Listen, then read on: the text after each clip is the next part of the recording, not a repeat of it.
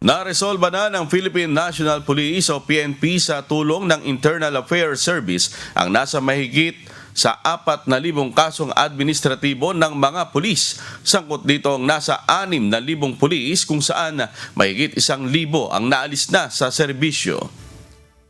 1,101 sa mga ito ang Police Commissioned Officer o mga opisyal, 5,229 ang Non-Commissioned Officer at 197 ang Non-Uniformed Personnel o NUP.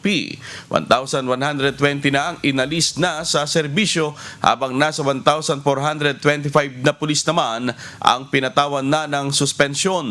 Nasa 133 na kaso naman ang pinatawan ng parusang demotion.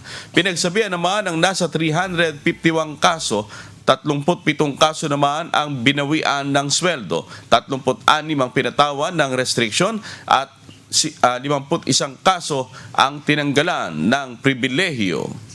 Importante rito, kapag nagkasala, dapat parusahan. At yun na rin ang sinabi ng ating Chief PNP, zero tolerance for misconduct.